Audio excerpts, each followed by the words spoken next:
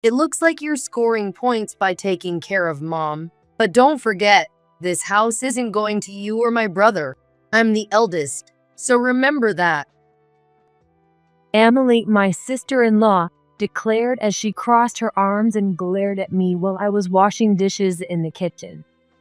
Today, the whole family gathered at our home to celebrate my father-in-law's retirement.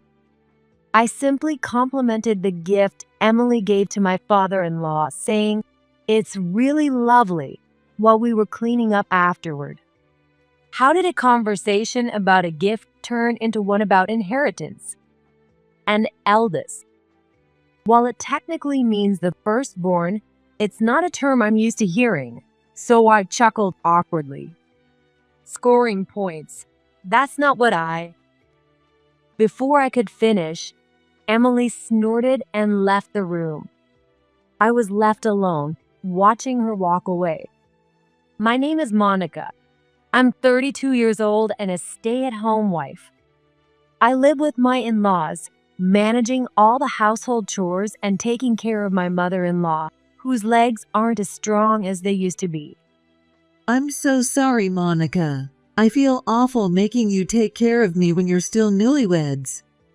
She needed help right after I married my husband, Keith, and she's always been very considerate of me.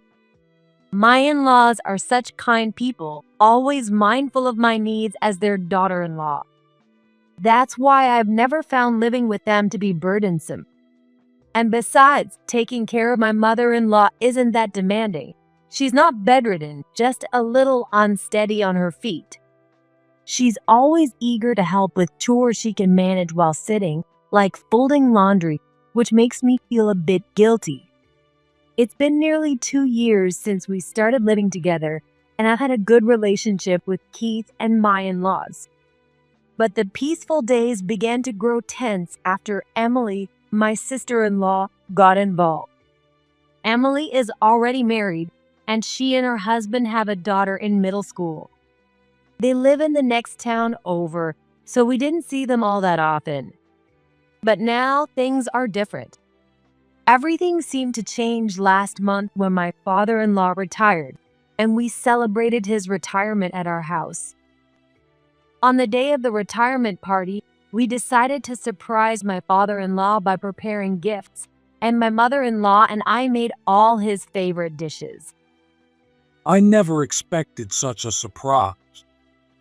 My father-in-law said, a bit embarrassed but clearly happy. We all thanked him for his hard work and handed over our gifts. Here's mine.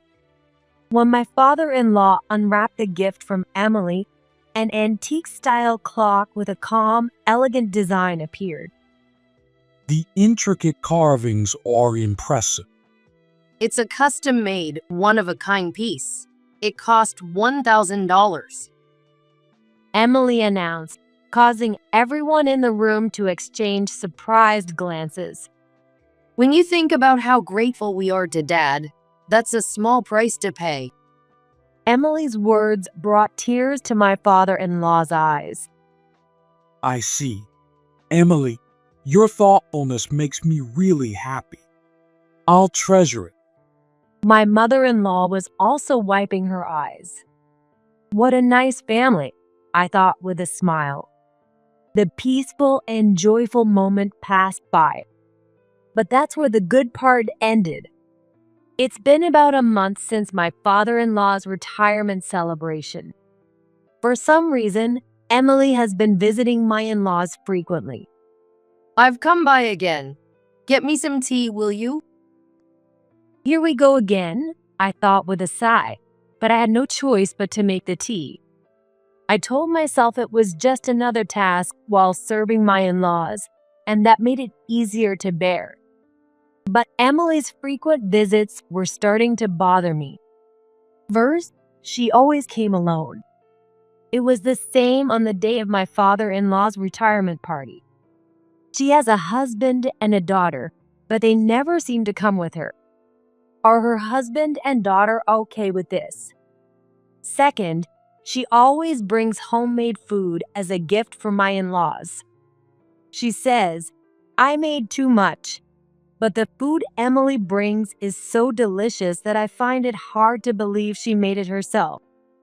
If I remember correctly, Emily used to be terrible at cooking. And third, her harassment toward me. I've always thought she had a somewhat harsh personality, but since my father-in-law's retirement celebration, her words and behavior have become particularly cruel. Isn't the seasoning in your cooking too strong? Are you trying to shorten our parents' lives? And just because mom is kind to you, don't think you can get away with bullying her behind our backs. Emily would throw these snide comments at me when my in-laws weren't looking.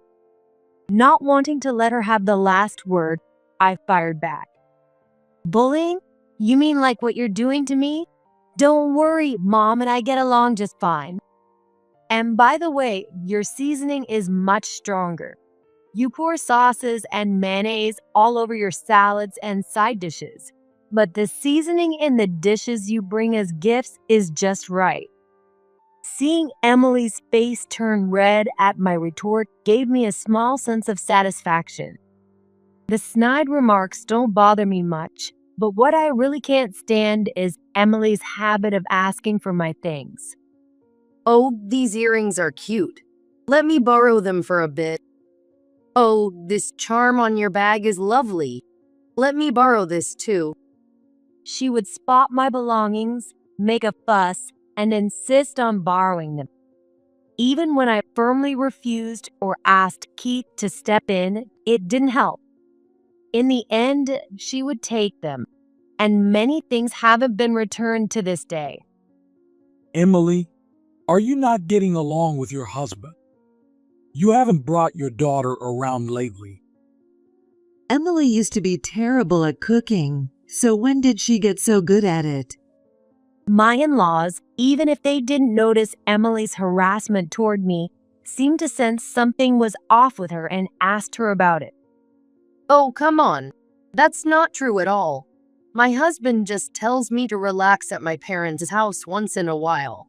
And my daughter's grown out of the age where she follows me around everywhere. Besides, I've been married for over 10 years. It's only natural that I've improved at cooking. Emily made these excuses, and my in-laws seemed satisfied with her explanation. But the unease in my chest only grew larger. Well, I'm so exhausted today. After confirming that Emily had left, I sank into the empty living room. Every day, Emily would throw snide remarks at me, telling me to do this or that, and I was completely worn out. Keith understood how much I was struggling and suggested that we talk to my in-laws about it. But I didn't want to worry them too much. Besides, I didn't want to dampen their spirits, especially when they seemed so happy that Emily was visiting. Still, isn't she coming over a bit too often? Could it be that Emily wants to move in with my in-laws? If that's the case, why doesn't she just discuss it with them? This is really exhausting. Once I sat down, I couldn't muster the energy to get back up. But there were still chores to do. I tried to stand up, using a low shelf nearby for support. In the process, my elbow accidentally hit the clock. It was the clock that Emily had given to my father-in-law. A loud thud echoed, and a few seconds later, I turned pale. The next evening, while I was folding laundry in my room, Keith sat down in front of me with a serious expression. "What's wrong?" I asked, and Keith rummaged through the closet, pulling out something to show me. It was the garbage bag I had placed in the trash bin. Inside was the clock Emily had given to her father. Now, when I say trash bin, I mean the temporary storage bin in the garden where we kept sorted trash until collection day. I'd hidden the clock there to confront Emily about something. Of course, I never intended to actually throw it away, but now that Keith had found it, he probably thought I was planning to discard it. But I couldn't just leave the clock on display. I couldn't let anyone else in the family, especially my father-in-law, discover the truth about the clock. When I didn't say anything, Keith, growing impatient, started to accuse me. Dad's been looking everywhere for that clock. What's wrong with you? Are you out of your mind? Emily went to all that trouble. I cut him off. Then why don't you try pressing this button? At my words, Keith hesitated, but then did as I instructed and pressed the button.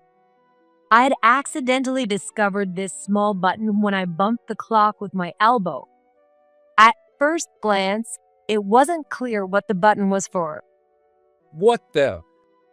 Keith was baffled. And no wonder. As soon as he pressed the button, a male voice started playing. The voice was celebrating a wedding anniversary and expressing heartfelt gratitude to someone who seemed to be his wife. It then transitioned into words of affection that would make anyone blush if overheard. If someone had discovered the button and the recording, it would have been incredibly awkward. What's going on? This clock is supposed to be a custom-made, one-of-a-kind gift from Emily, isn't it? Keith blushed, confused, and tilted his head. I don't understand, but one thing's clear. This wasn't made for your dad. I couldn't figure out how to turn off the recording, and in my panic, I just thought I had to hide it. In hindsight, I realized that wasn't a solution at all. It's only natural that the missing clock would be noticed immediately. Looking back, I might have been too exhausted to think straight from dealing with everything every day. So that's what happened. I'm sorry for jumping to conclusions and blaming you. But if Dad finds out you tried to throw it away, he'll be really hurt. Keith gently patted my head. I'm sorry, you're right. I should have talked to you about it first. I was confused too, so it's understandable. As Keith and I were apologizing to each other, the door to our room opened. There stood my father-in-law, and both Keith and I turned pale. Sorry for eavesdropping, but can you explain what I just heard from the beginning? Just as Keith had mentioned earlier, my father-in-law had been searching the entire house for the clock. Realizing we couldn't keep it from him any longer, Keith and I explained everything to him. A few days later, Emily came to visit as usual. She had brought something with her again, holding a paper bag as she entered the living room. But as soon as she stepped in, she noticed something was off about the atmosphere. It was understandable, given that my in-laws and Keith were sitting there with serious expressions. What's going on? Why are you all looking so scary? Oh, here, I made this for you all today. You can add it to tonight's dinner. Just sit down. Keith interrupted her, and Emily reluctantly sat down. What's going on? Emily, now visibly uneasy, watched as I took out the clock and placed it on the table, pressing the button. The voice of an unfamiliar man played, expressing gratitude to a woman named Kate. And then it transitioned into a series of blush-worthy sweet words. I'm so sorry, Kate and her husband. I apologized silently in my heart. There seemed to be no stop button, so once the recording started, it couldn't be turned off. When I glanced at Emily, her face was a mask of shock, her complexion ashen. Judging by her reaction, it seemed she didn't know about the voice recording feature. When I explained how I discovered the button, Emily's eyes narrowed in a way that seemed to say, "You shouldn't have meddled." Emily, explain yourself properly. My mother-in-law's voice, usually gentle but now firm and steady, made Emily flinch. Surely it's just a mistake. It must be an error from the manufacturer or something. Emily stammered, her eyes darting around nervously, but her words lacked any credibility. When my father-in-law barked, "Stop lying and tell the truth," Emily's eyes welled up with tears as she began to speak. First of all, this clock wasn't a custom-made item from Emily at all. She had taken it from the home of one of her mom friends with whom she was close without permission. That friend was Kate. Apparently, Kate had happily mentioned that it was a gift from her husband for their wedding anniversary, but Emily didn't like that. How selfish. Moreover, after taking it, Kate had asked her, "Have you seen my clock?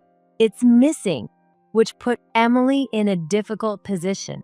So she decided to gift it to my father-in-law, thinking it would be the perfect way to get rid of the evidence.